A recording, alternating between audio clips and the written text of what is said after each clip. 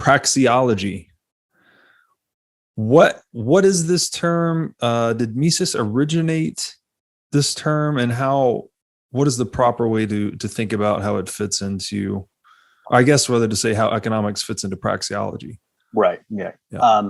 Okay. So the term itself, I think the best direct definition of it would be the science of human action. Mm. Okay. And it's like, in terms of the etymology, like the term praxis, I think, means action. And so, ology is the study of, like geology is the study of the earth and, that kind of stuff. So theology is study of theism, God. So praxeology is the scientific, or just this, the formal study of action per se. And so, so the way Mises explains what happened is, he said, originally what we call the classical economists, people like David Ricardo and Adam Smith, and Karl Marx, they had a labor or a cost theory of value. And so the way they explained market prices was by the reason that stagecoach trades for this many bushels of wheat in the marketplace, they have comparable market values, is because the amount of labor power that goes into producing that many bushels of wheat is also the same amount of labor power that goes into the, stagecoach. So that was the way they thought about it. And there is a certain logic to that in certain settings, especially for reproducible goods. And if you're talking about the long run average price, that tends to be true. But you can come up with all sorts of counterexamples. You're just wandering in the woods and you find some stagecoach that was there and you have no idea how many hours went into it. When you take it into market, you're going to be able to sell it and you're not going to give it away for free. Right. And people aren't going to say, well, how can we price this thing because we don't know its history? No, people are going to evaluate it. And so that was called the subjective marginal revolution that occurred in the 1870s, where three independent people came up with it, one of whom was Karl Menger, in the book that's now labeled The Founding of the Austrian School. So what they replaced that old classical cost or labor theory of value with the modern subjective marginal utility approach that said ultimately value is a subjective thing. It's in the mind of the beholder. And then, once you understand how consumers value a bottle of wine, then you can understand why the grapes get value, because you use grapes to make the wine. And so it reversed the causality. Instead of the inputs giving value to the output, it's the other way around. That subjective utility explains the consumer goods, and then that works the other way to explain the prices of the inputs that make them. Right.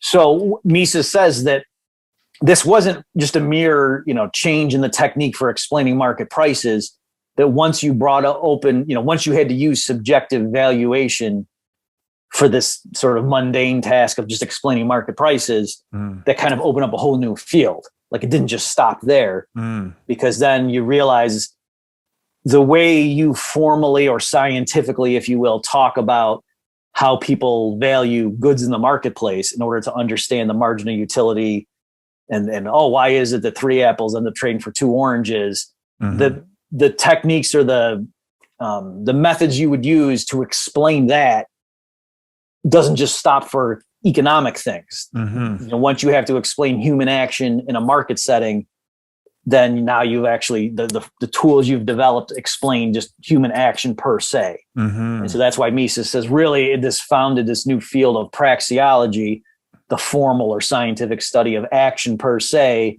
And then one subset in praxeology is what he called catalactics, or the science of exchanges. So it's like so human action is just any purposive behavior. When you rationally use means to achieve an end, that's action in the Misesian sense of that term. And then a subset of that is, market action. Right.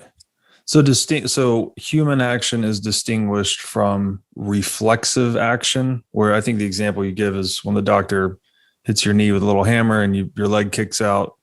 That's not purposive pursuit of, means towards ends. So that's technically in the Mises sense, not human action, right? It's just reflexive. Right. And the only quibble I would have is you said reflexive action. He wouldn't use the term action. So he would just say it's reflexive behavior. Reflexive So behavior. it's, Gotcha. it's human behavior, like your body Yes. is doing stuff. But Right. yeah, when the doctor hits your kneecap and your leg goes up, that's not action. Right. If the doctor insults you and you raise your leg to kick him, that's action. Yes. So it's almost as if the human beings were looking out upon the world and assigning different things as means towards ends, right? We're trying to utilize nature or relationships, anything we can control or affect or influence. We're trying to use those to achieve ends, and that is praxeology broader. And then the economic subset of that would just be when we're actually using exchange to achieve ends. Is that correct? Yeah, that's pretty good. So again, I'll just say it in different words. Mm-hmm. So right, the praxeology is you're adopting this stance of interpreting certain observations, things you're seeing in the world. You're assuming that there is a conscious mind at work, right? So if someone takes a rock and throws it, and it goes in roughly a parabola, like there's air friction stuff, but it goes up and it comes down. We don't say, oh, the rock originally wanted to get away from the ground, but then changed its mind. And we just don't talk like that, right? Yeah. That's not the way we describe things now. In terms of the material world, that would be considered unscientific. Yeah. But if we see a plane take off and it goes up and then it turns around and comes back down, you might say, oh, the pilot wanted to leave, but then forgot, some important bit of luggage, and so changed his mind and landed. Yes.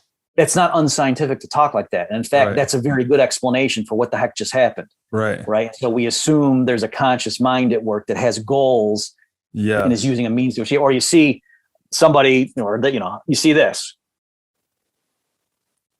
and you try to explain what just happened, and you'll say, oh, apparently Bob was thirsty, or whatever. He needed a jolt of caffeine, and so he took a sip. And so if you unpack that, there's actually a lot built into that.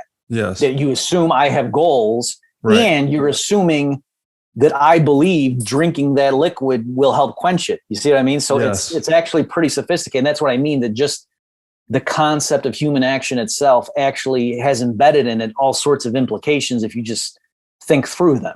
Right. Because you also said, oh, I must have decided the benefits of drinking that outweighed the costs. Yes. There's lots of like economic-y things that are packed into just your decision to interpret what I just did as action.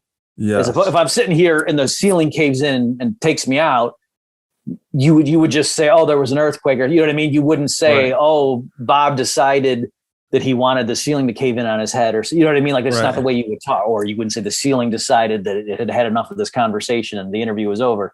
You wouldn't talk like that, because you wouldn't assume you see what I mean? So I'm saying the reason I'm dwelling on it is because we do it so casually and automatically in everyday life that we sort of take it for granted. Right. But Mises, was stressing that. And then like you were saying, that once you have that stance, then physical things in the real world become imbued with our motor. So like this thing right here, you might say, oh, that's a writing instrument. But if I took it and stabbed somebody in the neck with it, it becomes a weapon. Right. It's the same physical thing. It's just, but if I'm walking and I just trip and happen to accidentally, it's not so much that it was a weapon. It was a pen. A writing instrument is a freak accident. So like my intention changes how we classify this physical thing. So there's lots of stuff like that again, a lot of economists who don't subscribe to the Austrian approach are like, well, this is just silly word games. This is whatever. The college kids doing bong hits and they sit around and pontificate. But other people think, no, this is really deep stuff, and let's really think about what we're doing before we jump into the economics.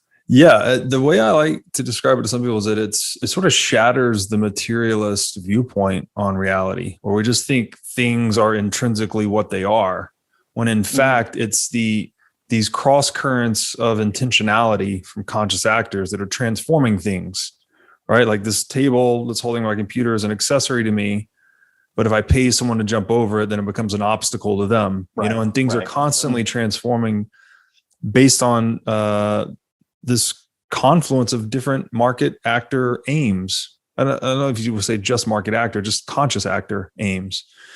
And it's interesting. Yeah, there's almost like this lattice overlaid on the world that we don't see. It kind of gets into Bastiat's seen and unseen, or maybe he's actually repurposed that from someone else. But there's this, and I think this makes economics so difficult to understand, is that it's an unseen territory, right? Where he gives the example of, the broken window. Oh, you go and break the window, you've created a job for a glazier to come and fix the new window. The economy's been improved. That's what you see, but the unseen is the guy that had to pay for the broken window, the suit he would have bought had he not had to fix the window. So it's very interesting. It's almost like this invisible. I think of it, if you're in like the casino and you're sitting around a table, like there's not a lot of actual events happening. It's just a few little pieces of paper and cards and chips moving around, but there's this very powerful, silent contention of willpower at the table where people are trying to figure out one another's moves. And that's kind of like a microcosm of what the market economy is at a larger scale.